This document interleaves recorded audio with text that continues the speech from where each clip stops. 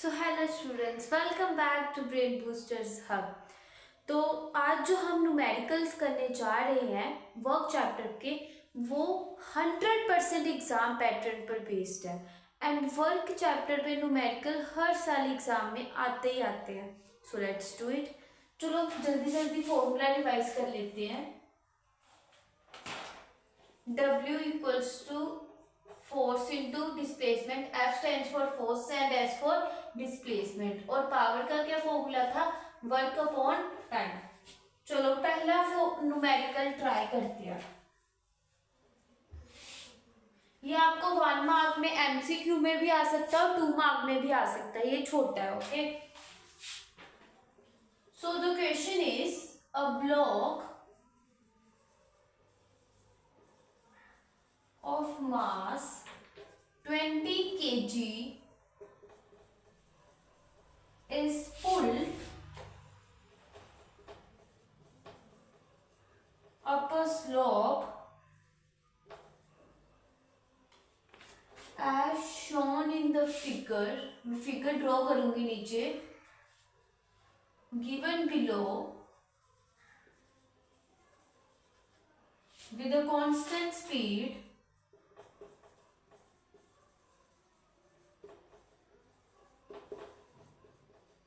Note down करते जाओ मेरे साथ साथ।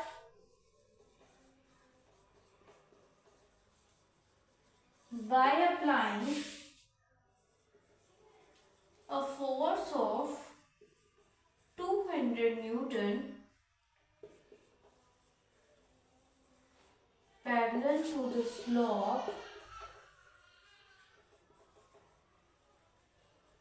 from A to B. Work done in moving the block is work done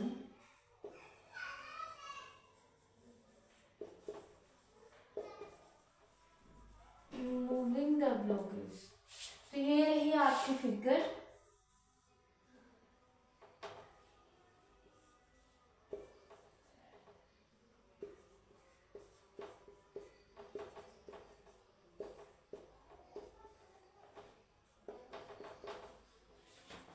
ठीक है, तो क्वेश्चन क्या कह रहा है?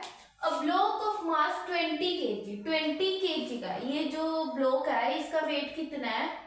20 kg। ये 20 kg का ब्लॉक एक स्लोप पर पड़ा हुआ है जैसे आपको फिगर में दिखाया, और ये कांस्टेंट स्पीड के साथ इस पे फोर्स अप्लाई की जा रही है 200 न्यूटन, और ये कांस्टेंट स्पीड के साथ इसको पुश किया जा रहा है from the point A to the point B. तो कितना वर्क डन होगा? तो वर्क डन का फॉर्मूला आपने पढ़ा, मतलब पॉइंट ए से पॉइंट बी पर जा रहा है। एक्चुअली स्टूडेंट्स यहाँ पर मिस्टेक करते हैं हमेशा बोर्ड एग्जाम्स में। वो क्या करते हैं, डिस्प्लेसमेंट 1.5 मीटर ले रहे हैं। क्यों भाई? तुम यहाँ से यहाँ जा रहे हो, from the point A to the point B जा रहे हो, ठीक है। तो इस स्ट्रेट लाइन में जा रहे हो तुम लोग। थीटा का है यहाँ पे 0 डिग्री, कोस 0 डिग्री क्या है? 1 है। तो यही लगेगा फॉर्मूला वर्क का। Force into displacement. फोर्स कितनी लग रही है? 200। डिस्प्लेसमेंट कितनी है? ये वाली लेनी है आपने डिस्प्लेसमेंट। क्यों? क्योंकि वो पॉइंट ए से पॉइंट बी पर जा रहे हैं, ठीक है, सीधा। तो कितनी है डिस्प्लेसमेंट? 3। तो क्या आ गया? 600 जूल। इसका आंसर क्या आ गया? 600 जूल। ये क्वेश्चन आपको MCQ में भी आ सकता है और ये क्वेश्चन आपको 2 मार्क्स में भी आ सकता है, वो आगे उन पर डिपेंड है। चलो नेक्स्ट क्वेश्चन की ओर बढ़ते हैं जल्दी जल्दी।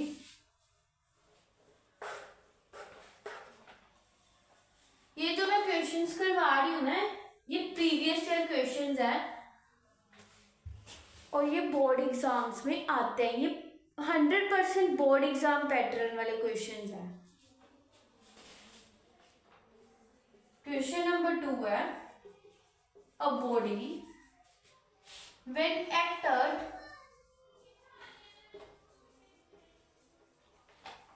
upon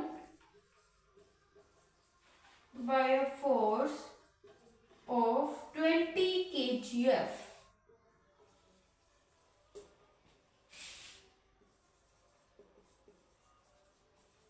gets displaced by 1 meter,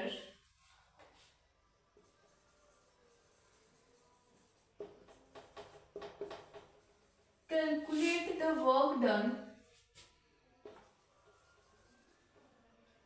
when displacement is 1 meter. Calculate the work done when, आगे कंडीशंस दी रखी है कि वर्क डन कब कैलकुलेट करना है। पहली कंडीशन है in direction of force, in direction of force. Second है at angle 60 degree with force, and third है नॉर्मल टू द फोर्स। और जी की वैल्यू आपको दे रखी है 10 न्यूटन किलोग्राम इनवर्स।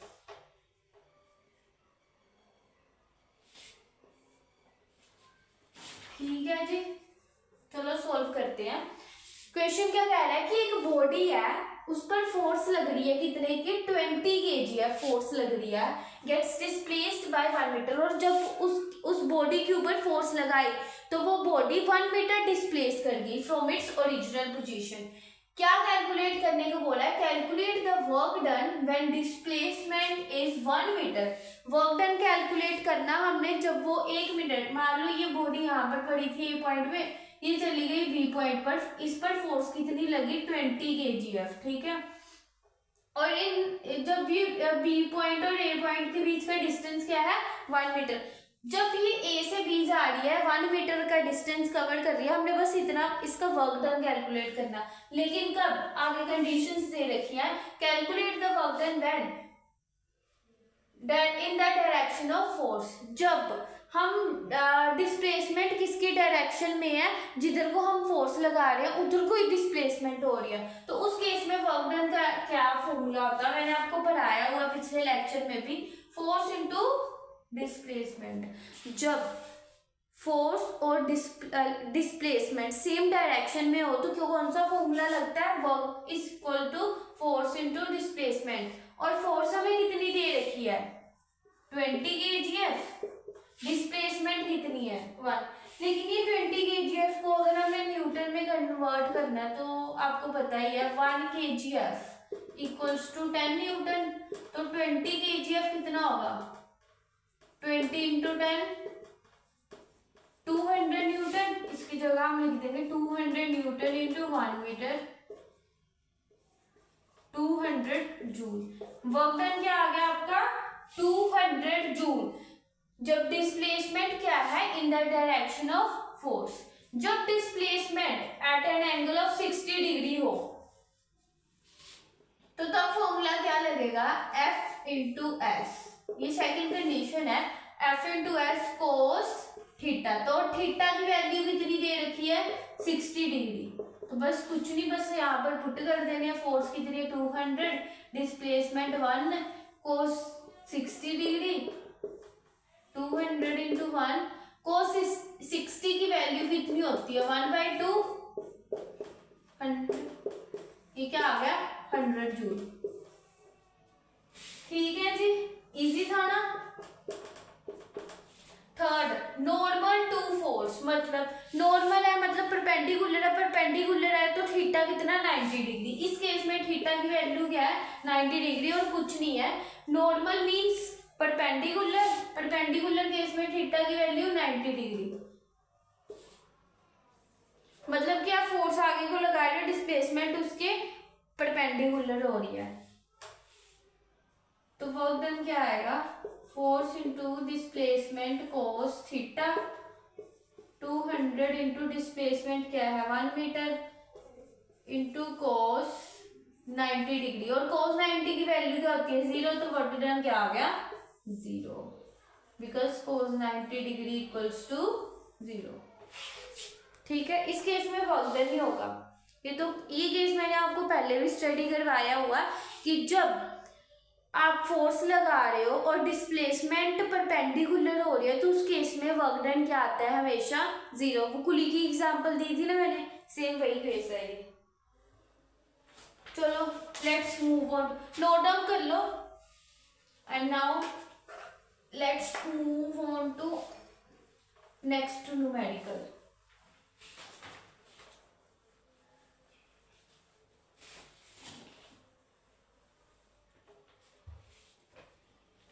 तो हमारा नेक्स्ट न्यूमेरिकल क्या कहता है, a boy of mass 40 kg climbs up the stairs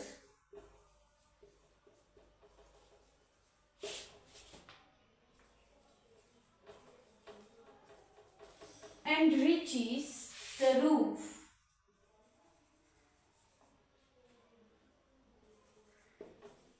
at a height 8 meter in 5 seconds। और क्या कैलकुलेट करने को बोला है,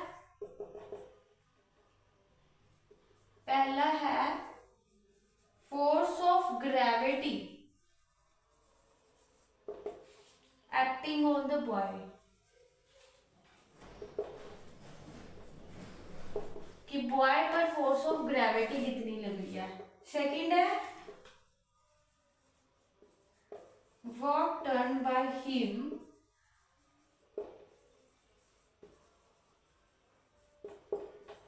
अगेंस्ट ग्रेविटी।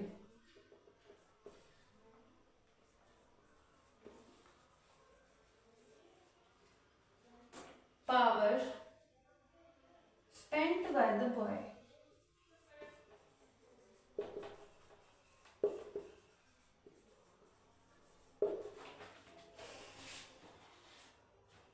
ठीक है, इस क्वेश्चन को ध्यान से सुनो। क्वेश्चन क्या कह रहा है, एक लड़का है, उसका मास कितना है 40 kg, वो स्टेयर्स क्लाइंब कर रहा है और रूफ पे चढ़ गया, छत पे चढ़ गया वो, ठीक है। और वहां से लेके ग्राउंड से लेके रूफ तक की हाइट कितनी है 8 मीटर, और कितने टाइम में पहुंचा वो 5 सेकेंड्स में, ठीक है। जैसे ये लड़का है, यहाँ पर इसने स्टेयर्स क्लाइंब की और यहाँ पर रूफ पर पहुंच गया ये, ठीक है। और यहाँ तक की हाइट कितनी है 8 मीटर, और कितने टाइम में पहुंचा 5 सेकेंड्स में, ठीक है। पहले क्या कैलकुलेट करना है, force of gravity acting on the boy. इस लड़के के ऊपर जब ये ऊपर चल रहा है, हाइट पे जा रहा है, जैसे जैसे हाइट पे जा रहा है फोर्स ऑफ ग्रेविटी नीचे को लग रही होगी, तो इस लड़के के ऊपर जितनी फोर्स ऑफ ग्रेविटी लग रही होगी हमने पहले वो कैलकुलेट करनी है, ठीक है। फोर्स ऑफ ग्रेविटी का formula mass into acceleration due to gravity, G की वैल्यू हम ले लेंगे 10। मास कितना गिवन है 40 इंटू 10 कितना आ गया 400 न्यूटन, ये आपकी आ गई फोर्स ऑफ ग्रेविटी, ठीक है। नेक्स्ट है work done by him against gravity. वो जब चढ़ रहा है ऊपर, स्टेयर्स चढ़ रहा है, क्लाइंब कर रहा है, तो उसकी ऑपोजिट वो वर्क कर रहा है, फोर्स ऑफ ग्रेविटी के अगेंस्ट वर्क कर रहा है, क्योंकि वो तो नीचे को लग रही है लेकिन वो ऊपर को जा रहा है, तो फोर्स ऑफ ग्रेविटी के अगेंस्ट जो वो वर्क करेगा अब हमने वो कैलकुलेट करना है। तो क्या फॉर्मूला वर्क डन का, फोर्स इनटू डिस्प्लेसमेंट। फोर्स कितनी है हमने कैलकुलेट की अभी तो 400, और डिस्प्लेसमेंट ये गिवन है 8 और 3200 joule, okay 3200 joule. Third case में क्या कैलकुलेट करनी है हमने, the power spent by the work, कितनी पावर लगेगी। पावर का फॉर्मूला मैंने अभी करवाया है, वर्क अपॉन टाइम। वर्क कितना आया 3200, टाइम कितना था 5, ये कैंसिल आउट, 6 का कितना आ गया 640 वॉट, 640 वॉट। ठीक है, समझ आ गया। देख लो, मैं फिर से एक बार समझा देती हूँ आपको। क्या एक लड़का है, वो क्लाइंब कर रहा है स्टेयर से, ठीक है, और रूफ तक पहुंच गया, जिसकी हाइट कितनी है 8 मीटर दी हुई है, और 5 सेकंड्स में वो पहुंच गया रूफ के ऊपर। उसकी फोर्स ऑफ ग्रेविटी काउंट करनी है, तो उसका formula force equals to mass into acceleration due to gravity, जो कि हमने 10 ले ली है, मास हमें गिवन था। नेक्स्ट है वर्क, वर्क का फॉर्मूला लगाएंगे हम, ये सेकंड केस है, फोर्स इनटू डिस्प्लेसमेंट, फोर्स की वैल्यू पुट कर दी, डिस्प्लेसमेंट की वैल्यू पुट कर दी, हमें गिवन थी, वहां से हमारा वर्क आ गया। ये क्या है पावर, पावर निकालने उसका फॉर्मूला क्या है वर्क अपॉन टाइम, वर्क की वैल्यू पुट कर दी, टाइम की वैल्यू पुट कर दी, कैलकुलेट करके हमारी पावर कितनी आ गई 640 watt. Now let's move on to next question.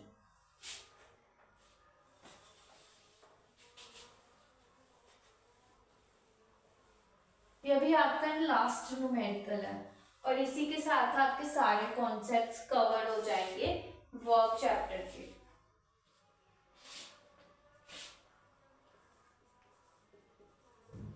A man spends 7.4 kilojoule energy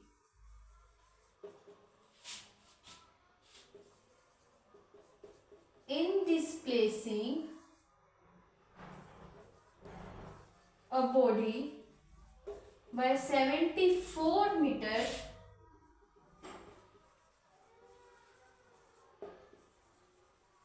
in the direction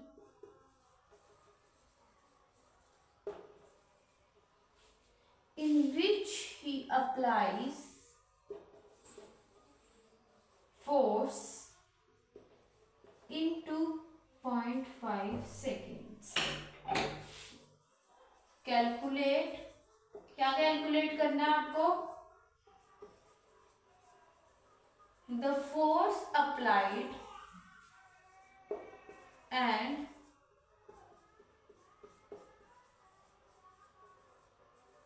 the power spent in horsepower, HP means horsepower, by the man। ठीक है, तो question क्या कह रहा है, कहते हैं एक मैन है जो 7.4 किलो जूल एनर्जी स्पेंड कर रहा है इन डिस्प्लेसिंग अ बॉडी, किसी बॉडी को डिस्प्लेस करते time, by 74 metre in the direction in which he applies force. और कितना डिस्प्लेस किया उस बॉडी को उसने, 74 मीटर डिस्प्लेस कर दिया उस बॉडी को in the direction which he applies force in, time दे रखा कितने टाइम में 2.5 सेकेंड्स में। ठीक है, ये एक मैन है जिसने अपनी 7.4 किलो जूल एनर्जी स्पेंड की एक बॉडी को 74 मीटर डिस्प्लेस करने में इन 2.5 सेकेंड्स। ठीक है, तो हमें क्या कैलकुलेट करने को बोला गया, फोर्स अप्लाइड। तो हम यहाँ पर वर्क का फॉर्मूला लगा सकते हैं, उससे फोर्स कैलकुलेट कर सकते हैं, क्योंकि वर्क हमें गिवन है, वर्क डन कितना है 7.4 किलो जूल। इसको आप लिख सकते हो 7.4 इंटू 10 टू द पावर 3, और इसका अगर हम पॉइंट हटा दे ओवर 10 तो कितना आ जाएगा 7400 जूल। ठीक है, तो वर्क हमें गिवन है, डिस्प्लेसमेंट भी हमें गिवन है, कितनी है 74 मीटर। तो वर्क क्या होता है, फोर्स इंटू डिस्प्लेसमेंट, यहाँ से फोर्स निकल सकती है वर्क अपॉन डिस्प्लेसमेंट। वर्क कितना है 7400 ओवर डिस्प्लेसमेंट कितनी है 74, कैंसिल आउट 100, ये तो सीधा ही आ गया भाई 100 न्यूटन। ओके, ये था हमारा केस नंबर 1, वो कैलकुलेट हो गया पहला वाला जो उन्होंने पूछा था। सेकंड क्या पूछ रहे हैं, पावर, किसमें हॉर्स पावर है। पहले हम सिंपल कैलकुलेट कर लेते हैं वॉट में। पावर क्या होती है, वर्क अपॉन टाइम, वर्क कितना आया है हमारा गिवन ही था। 7400 ओवर टाइम कितना है 2.5, तो इसको कैलकुलेट करो। 400 ओवर 25 इंटू 10, 5 2 5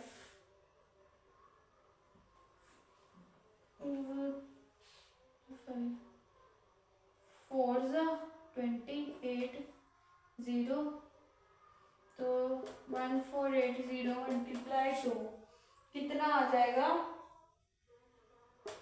2960 आएगा 2960 वोट। ओके, ये आपके आगे power.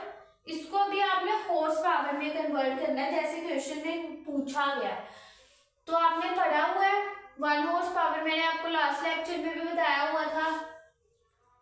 1 horse power equals to 746 watt. तो हमारे पास कितनी वोट है भाई, तो 1 वोट की क्या आएगी 1/746, तो हमारे पास कितने 2960 वोट इक्वल्स टू 2960 ओवर 746। इसको कैलकुलेट करके आपका आएगा 3.74 हॉर्स पावर। ठीक है, कटिंग कर लेना, कटिंग करके आपका इतना आंसर आ जाएगा 3.74 हॉर्स पावर। तो यही था हमारा आज का lecture. Hope you all have understood. Video अच्छी लगी हो तो लाइक एंड सब्सक्राइब जरूर करना। मिलते हैं इसके नेक्स्ट लेक्चर में। एंड ये न्यूमेरिकल्स बहुत इंपॉर्टेंट है। ओके, ये 100% आपके बोर्ड एग्जाम से पैटर्न से रिलेटेड है, तो प्लीज़ इसको करके जाना। Okay, thank you.